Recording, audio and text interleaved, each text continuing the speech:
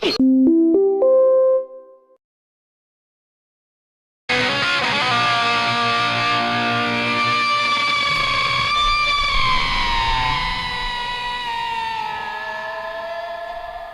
morning, folks. You're listening to Right Side Up. My name is Mike Taglavia, and I'm flying solo today.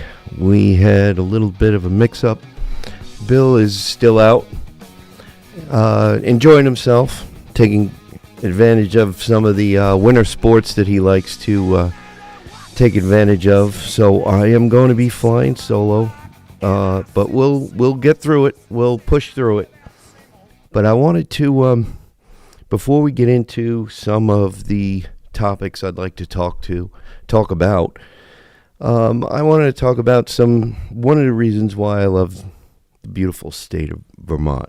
You know, we talk a lot about politics and what's happening in your neck of the woods, and we try to cover some topics in New Hampshire as well, because we have a number of listeners in New Hampshire. But one of the things that I love so much about this beautiful Green Mountain State is the ability for us to enjoy the outdoors 24/7, 365. There are so many outdoor sports and activities we can do: hiking, camping, snowmobiling, snowshoeing, cross-country skiing, downhill skiing, snowboarding, all kinds of things. And one of the things that I like to do is help a friend in his sugar woods. And I had the chance to help a friend this past weekend in his sugar woods, and it was great. The weather turned out really nice, and I helped him in his sugar woods. He's got about, a little over 5,000 taps. I was only able to help him one day, but it was great to get out with friends in the fresh air, get a little bit of exercise, and do something that I get to do once a year with a friend, and keep myself up on how actually that beautiful Vermont maple syrup is actually made, and what actually all the work that really goes into it.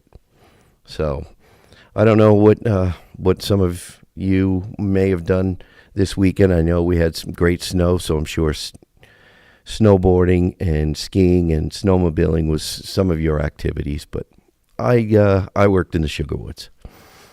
But anyway, I wanted to move on to one of the subjects that I'd like to talk about today, and that is electric vehicles, EVs. And this article is from Robert Bryce, and let's see, it's dated February 8th.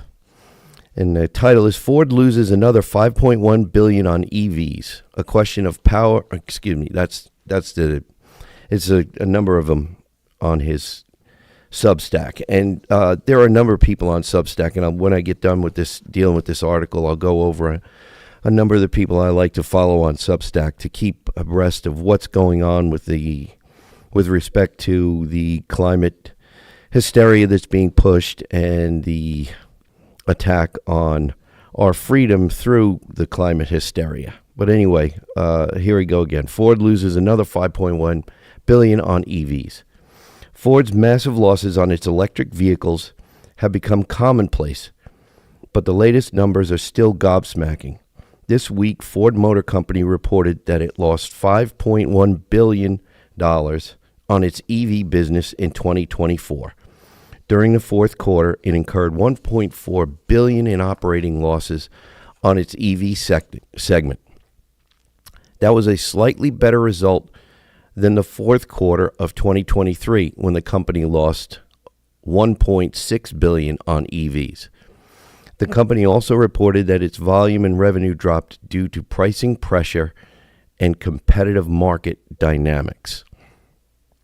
I think that's their way of interpreting that people don't want to buy these vehicles because they know they're not reliable enough, especially in Vermont's harsh winter. Getting back to the article, Kelley Blue Book reported that Ford's EV sales were 30,176 for the fourth quarter and 97,865 for the entire year.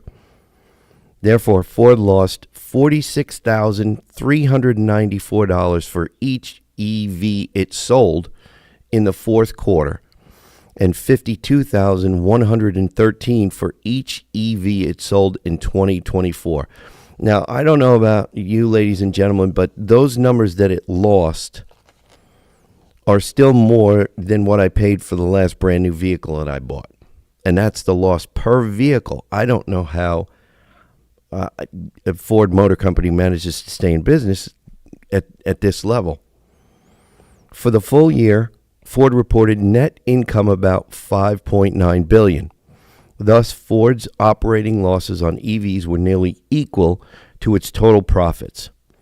Even more stunning, Ford expects to lose another $5 billion on EVs in 2025. So here's the tally. In 2023, Ford lost $4.7 billion on EVs. In 2022, it lost $2.2 billion. Thus, by the end of this year, Ford's losses on its EV business will likely total some $17 billion. Despite these stunning losses, CEO Jim Farley claimed this week that, quote, Ford is becoming a fundamentally stronger company. Right, up is down. Consumers can't wait to buy EVs, and its losing billions every year makes Ford stronger. Someday soon, business historians will look back in amazement at the catastrophic mismanagement at one of America's most storied companies.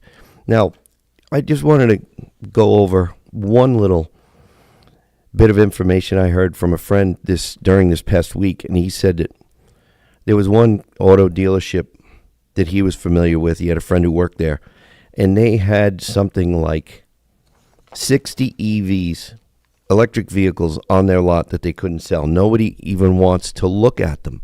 They're not interested in test driving them or anything.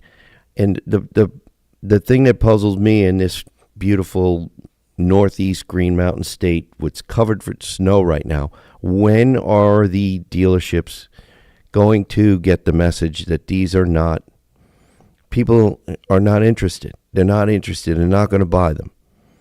And the other question I have is, all of the subsidies that are the money that's taken off for the sale of these vehicles. As far as I know, the internal combustion engines vehicles are the ones that are actually subsidizing the sales of these EVs because the EVs are sold at such a loss. Think for a second how many people could be helped if we stop giving these subsidies to EVs and put money somewhere else. We've got a housing problem in this state. We've got a revolving bail problem in this state, and here we are wasting wasting millions and billions of dollars trying to force EVs on a public that's not interested in buying them. They're just plain not interested.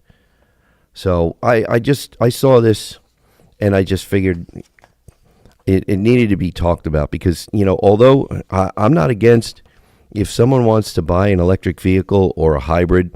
I know somebody who just recently bought a hybrid, and so far they're pretty satisfied with it. But the idea that we're going to force the public to only have one choice, and that being electric vehicles, is not right. That's not the way we should be doing things in this country, let alone this state. But anyway, that's just my 2 cents. I wanted to go over a quick list of some of the authors that I try to follow on Substack. Like I talk about a lot on our show. We cannot do this. We cannot spread the word alone without setting up a network, having a network of people that we follow, authors, scientists, political operatives, whatever you want to call them, commentators who are all about freedom and liberty and the American way of life, that I grew up with. The idea that you could get in your car and drive cross country if you'd like in the vehicle of you or of your choice, and be able to stop in a gas station and fill up with either diesel or gasoline if you like, and continue all the way across the country, because up until recent years, petroleum products were inexpensive. So we need to keep our network growing. So I wanted to go over a couple of a list of authors that I have here. I just read from Robert Bryce on Substack. Thomas J. Shepstone is one of the other authors that I've dealt with articles on this show numerous times on Substack. Meredith Angwin, goes by the Electric Grandma on Substack. Oh, Joe Jervis is also, he's from down in southern Vermont. He publishes on Substack every now and again. We have CO2 Coalition.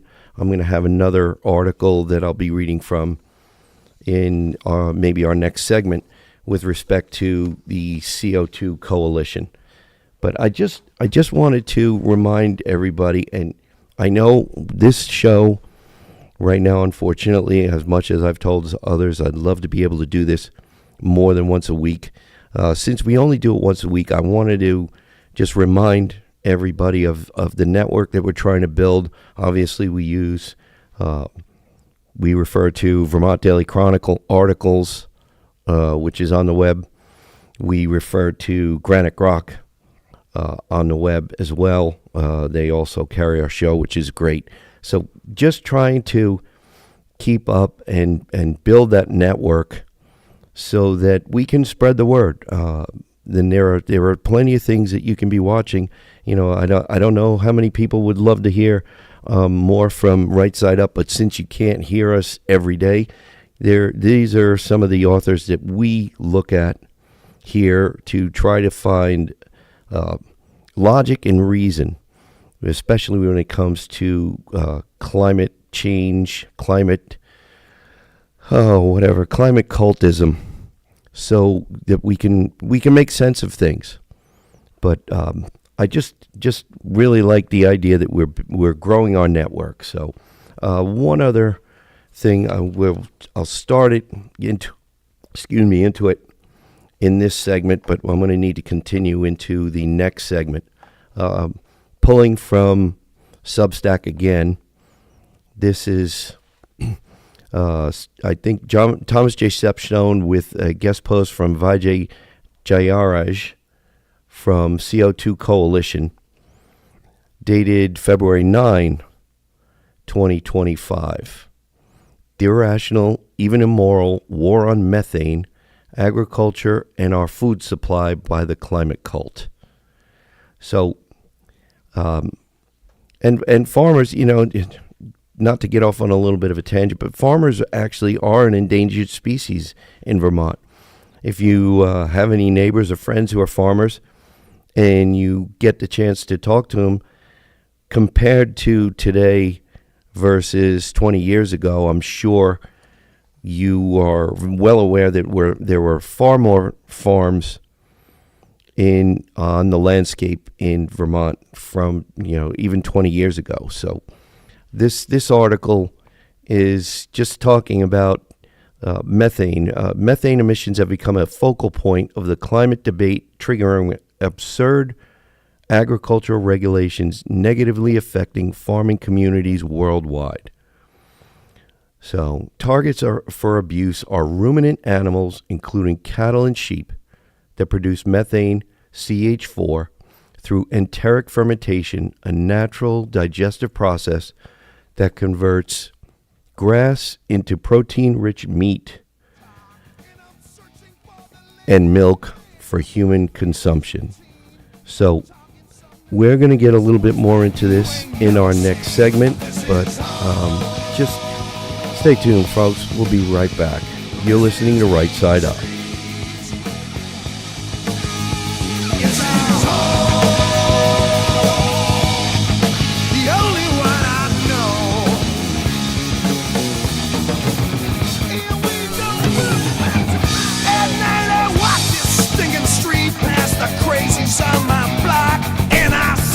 same old faces, and I hear that same old time. And we're back, folks. You're listening to Right Side Up.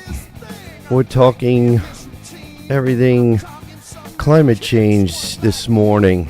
So I want to get back into an article that, let's see, dated February 9 from Thomas J. Shepstone. Even farmers from my family, and this is the author Vijay Jayaraj, and again, I apologize if I butchered that name. Even farmers from my family in India are possible targets of anti-methane assaults on agriculture that have been made in Netherlands, Canada, New Zealand, the UK, and many other countries. And we're seeing that here in Vermont as well. You know, they don't call the clean heat standard the taxes that will go proposedly to go. Hopefully they will not pass, and it doesn't look like they will. That's one of the reasons why they won't come off the wall in the legislature in Vermont, just to go off on a tangent. Efforts to reduce emissions, including forcing farmers to give up acreage and to pay high climate taxes. Dairy farmers are being required to feed cows a supplement known by the trade name Bovar, which inhibits the production of methane. Now, I have a question for the people who like organic. Is it considered organic if these cows are administered this Bovar, this anti-methane drug? Just asking for a friend.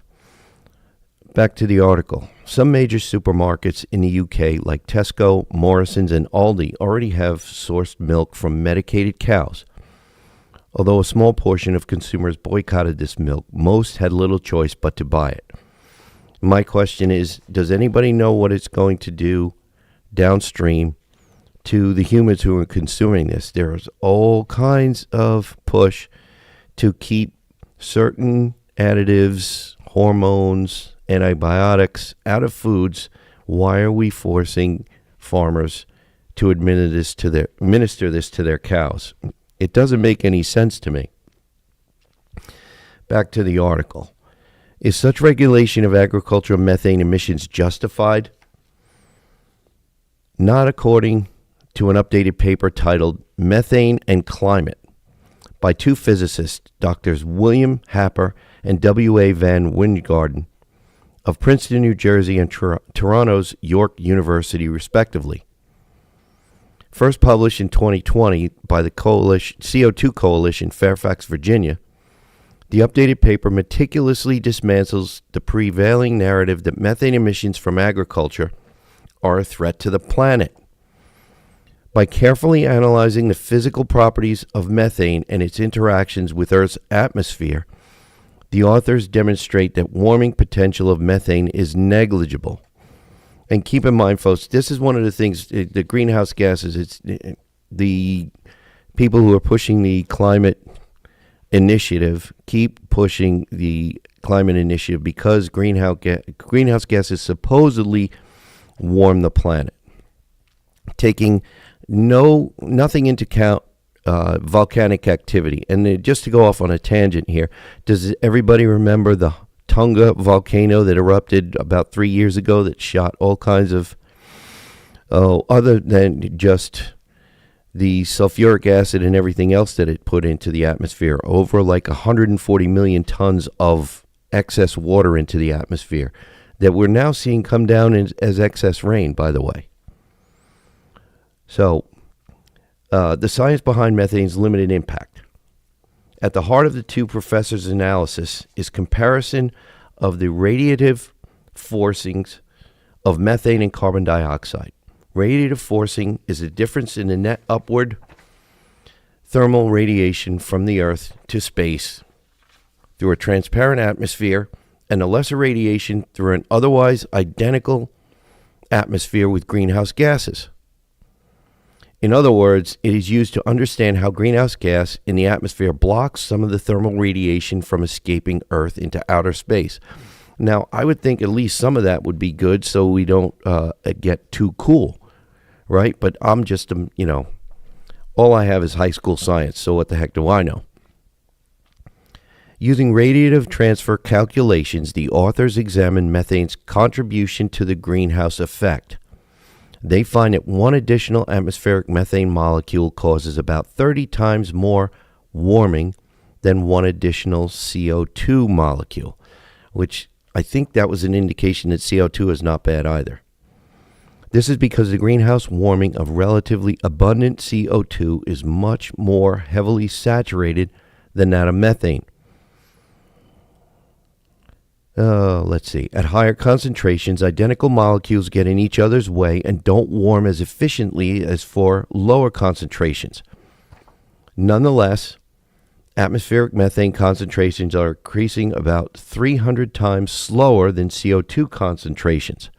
So the annual warming of methane is about 1/10 of that of CO2. Methane is fairly common as the primary molecule making up natural gas and as a byproduct of various natural processes, including the decaying of organic material in swamps and forests. However, its relative presence in the atmosphere is small, and its warming potential is ultimately inconsequential. I need to read that again. However, its relative presence in the atmosphere is small, and its warming potential is ultimately inconsequential.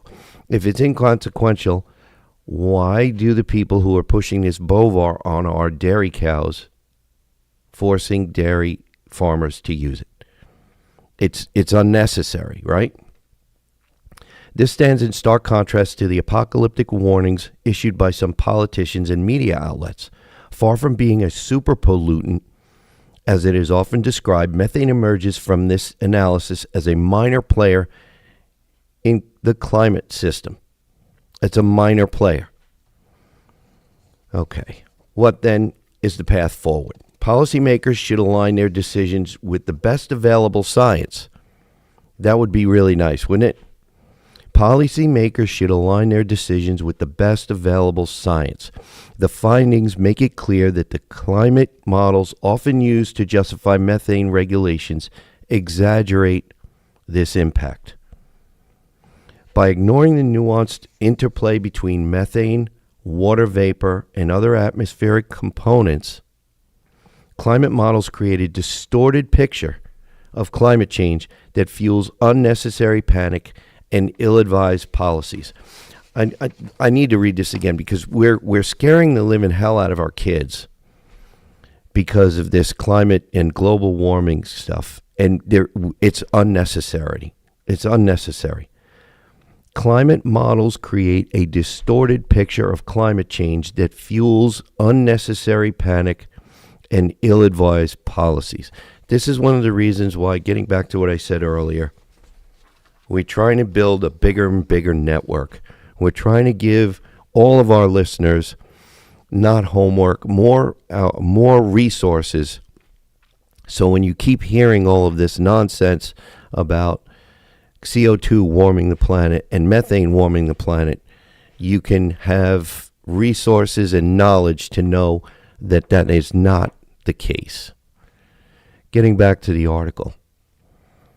Farmers are not the villains of the climate story. They're essentially stewards of the land who provide food for billions. Punitive measures that undermine their livelihoods are not only unjust, but also dangerously counterproductive. You know, I'm going to stray from the article again. We have all kinds of farmers, like this article says, they are stewards of the land. They have been for years. Farmers have gotten, through precision farming, they've gotten better and better at creating more food, growing more food, and feeding more people on less and less land.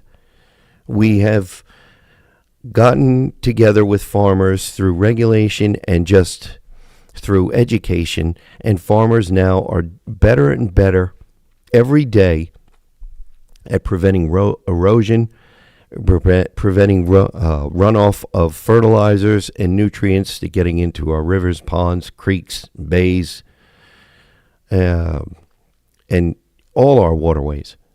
And yet we keep throwing all these regulations and throwing shade on these farmers. It's no wonder farmers in this beautiful Green Mountain state are an endangered species. Getting back to the article, for farmers around the world and for billions who consume their products, this study offers a glimmer of hope amidst the irrational, even immoral war on methane. It is time to reject the scapegoating of agriculture and to embrace sensible policies that recognize the indispensable role of farmers in feeding the planet. The public should demand more rigor, more honesty, and more humility in those undertaking the complex science of climate change. It is time to dispense with top-down regulations from political bodies like the United Nations that advance agendas through scaremongering rather than rigorous scientific methods. So this is one of the things that so many people have been talking about. There are scientists, there are climatologists who quote from geological studies that have been able to show the levels of CO2. And by the way, I think we've spoken about this on the show before. But does everybody know in our listening audience what the level of CO2 is in our atmosphere right now? For those of you who don't, it's 0.04%. According to a number of scientists, we are at the lowest level of CO2 that science has been able to measure in our atmosphere in millions of years. And they do this through studies of ice cores and dissolved gases in the ice cores. Some ice cores is as long as a million miles. Excuse me, I'm sorry. Not a million miles. At least a mile. I misspoke. At least a mile deep. So we know millions of years ago that CO2 was much higher levels. And we also know that with higher levels of CO2, we actually had a greener planet. Now I'm wondering, and I don't know this, but I'm just wondering out loud, could the presence of more CO2 in our atmosphere today make our, like I spoke about earlier, I was this past weekend sugaring with a friend. Would my friend's sugar woods, his sugar maples, would they be healthier? Would they be growing at a faster rate? Might they be producing more syrup per acre if we had more CO2 for our plant material? We exhale CO2, and in return, our trees, our grass, our corn plants give us, through photosynthesis, they give us oxygen. That is what in science is called a symbiotic relationship, as far as I can remember. High school science was a long time ago for me, but I'm pretty sure that, like I said, symbiosis. So we depend on our trees and our plants to give us oxygen when our plants consume the CO2 that we exhale. And the CO2 that we produce through the burning of methane for heating our homes. So the burning of, methane, which is in natural gas. Methane is one of the largest components of natural gas. So in burning our home heating fuels, like natural gas, which contains methane, then we have actually provided more food, more nutrients for our trees and our plants and our crops. So my question to you, ladies and gentlemen, is why are we trying to cut down CO2? It almost sounds to me like we should be actually looking to produce more, make our crops greener. Maybe they will not require much more fertilizer than we're giving them now. Why are we not thinking about that? Or have we thought about that and it's just not part of the narrative, so it's pushed off in the background? Folks, we're running up the end of the segment here. You're listening to Right Side Up, where we'll be returning in a few minutes.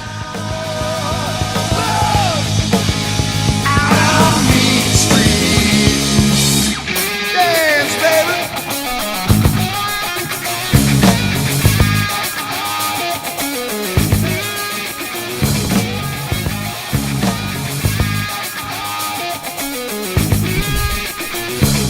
You're listening to Right Side Up, folks. Welcome back. My name is Mike Taglavia. I'm flying solo today, but we're pushing on through. Before we get into our next article that I'd like to talk about, I just wanted to remind our listeners, if you cannot find us or listen to us on the radio on your way to work or wherever you may be heading on WNTK, try WNTK.com. Click on the podcast button, scroll down to Right Side Up, and you'll be able to find any number of our shows that you can listen to, share with a friend. We'd love for you to do that. Let's increase our network. You can also find us on GraniteRock.com. You can find us on 802 Scoop. And actually, we are also being uploaded to YouTube as well now. So we are, like I said, we're growing our network, increasing our numbers, getting people more and more informed, giving everyone more science, more facts to dispel some of the myths, some of the cultism that's out there regarding climate, trying to also just spread the message of freedom. You know, this Right Side Up Radio is all about freedom, living our lives according to, in this state, the Constitution of Vermont and the Constitution of the United States and the Bill of Rights. So, getting back to our discussion about climate cultism, the next thing that I wanted to bring up, this article also, again, we're relying heavily today on Substack. So this next one is dated February 8, 2025, from Thomas J. Shepstone.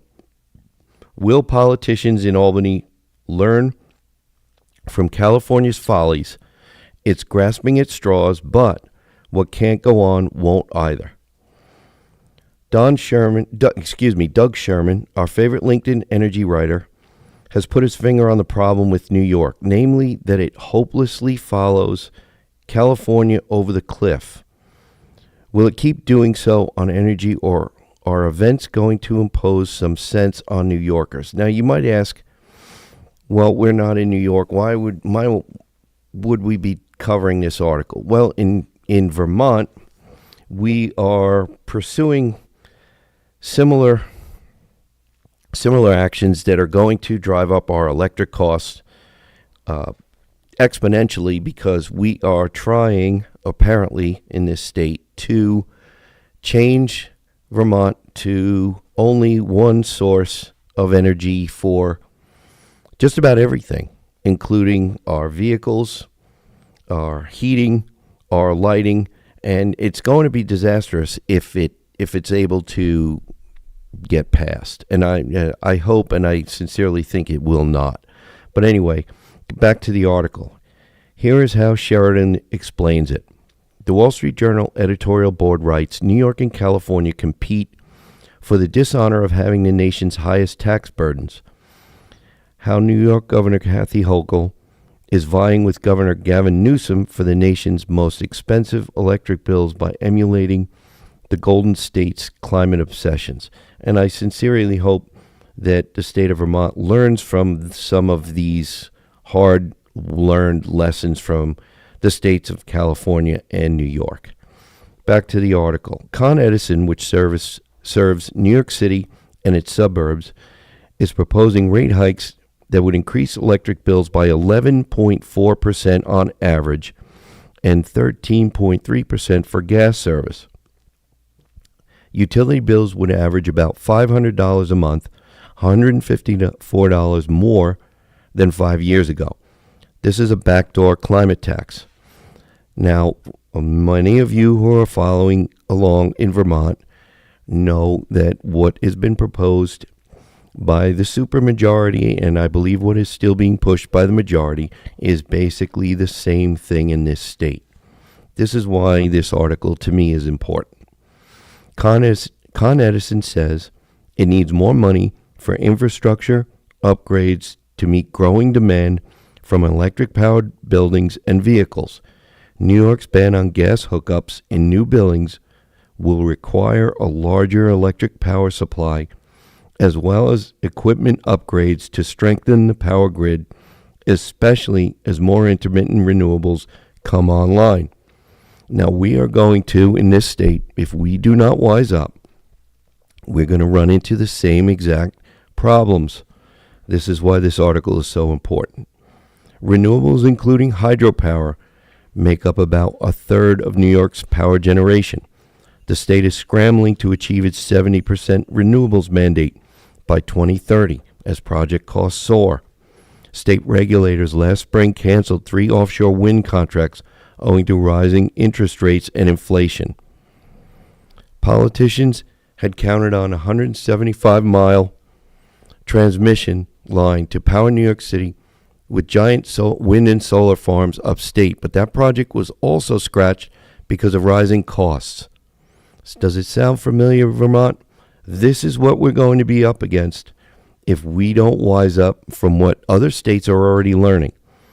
Another transmission line to deliver hydropower from Quebec is under construction, but it will cost a whopping $6 billion, 4 times as much as Con Edison's proposed electricity rate increase this year. So New Yorkers can expect rates to continue climbing to pay for green energy projects.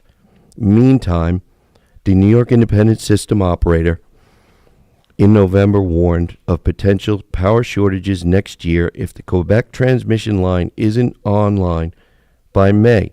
Power in New York, as in California, is becoming less reliable and more expensive thanks to climate mandates. Pay more, get less.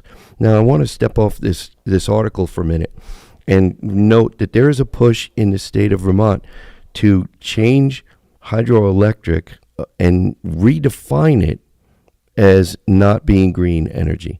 And it's one of the very best ways, short of bringing, nuclear power back online, to actually supply all of the electric that this state is going to need.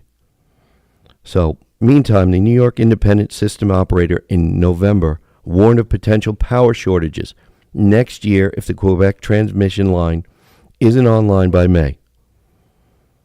Power in New York, as in California, is becoming less reliable and more expensive thanks to climate mandates.